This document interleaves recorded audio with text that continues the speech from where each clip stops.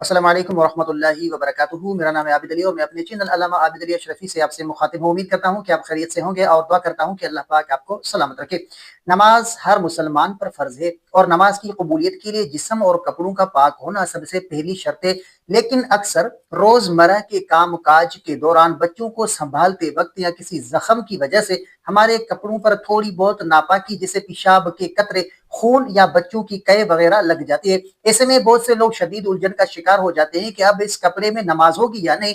کچھ لوگ وسوسے کی وجہ سے پورا کپڑا بدل دیتے ہیں اور بعض اوقات سفر یا ملازمت کی جگہ پر کپڑا بدلنا ممکن نہیں ہوتا تو ان کی نماز قضا ہو جاتی ہے۔ تو آج کی اس ویڈیو میں ہم شریعت مطہرہ اور فقہ حنفیہ کی روشنی میں بالکل آسان لفظوں میں جانیں گے کہ کتنی ناپاکی معاف ہے، کس صورت میں نماز ہو جاتی ہے اور کب کپڑا دھونا فرض ہے۔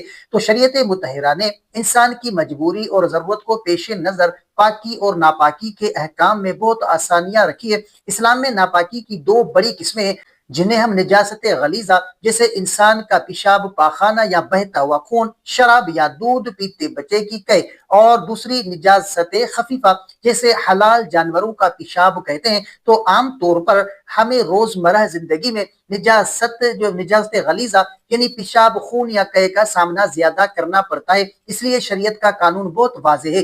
اگر یہ ناپاکی مانع یعنی پانی کی طرح پتلی ہو جیسے پیشاب یا خون، اور وہ کپڑے پر 1 روپے کے سکے کے پھیلاؤ جو کہ پرانے زمانے کے بڑے سکے یا ہاتھ کی ہتھیلی کے گھیراؤ کے برابر ہوتا ہے کہ اندر ہو، تو اتنی جو ہے وہ ناپاکی شریعت میں معاف ہے۔ یعنی اگر آپ کو پتا بھی ہے کہ اتنی سی ناپاکی لگی ہے تو آپ کی نماز ہو جائے گی، تاہم اگر پانی موجود ہو تو اسے دھو لینا بہتر ہے، لیکن نماز قضا کرنے کی بالکل ضرورت نہیں ہے۔ لیکن اگر یہ ناپاکی 1 روپے کے سکے کے پھیلاؤ سے زیادہ جگہ پر پھیل جائے تو پھر اس کپڑے میں نماز بالکل نہیں ہوگی۔ ایسی صورت میں نماز پڑھنے سے پہلے اس ناپاک حصے کو پانی سے اچھی طرح دھونا فرض ہے۔ اور دوسری صورت یہ ہے کہ اگر ناپاکی گاڑی ہو جیسے پاخانہ وغیرہ، تو اس کا حکم یہ ہے کہ اگر اس کا وزن 4.5 ماشے یعنی تقریباً 4.5 گرام سے کم ہے تو نماز ہو جائے گی، اور اگر اس سے زیادہ ہے تو دھونا فرض ہے، ورنہ نماز نہیں ہوگی۔ یہاں ایک اور بہت عام مسئلہ خواتین اور مردوں کو پیش آتا ہے کہ واش روم جانے کے بعد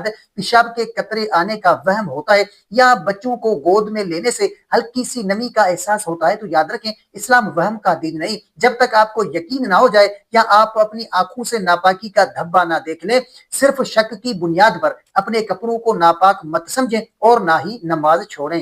خلاصہ یہ ہے کہ اگر کپڑے پر لگی ناپاکی یا خون 1 روپے کے سکے کے برابر یا اس سے کم ہو تو مجبوری کی حالت میں اس کپڑے میں نماز ہو جائے گی، آپ کی نماز ضائع نہیں ہوگی۔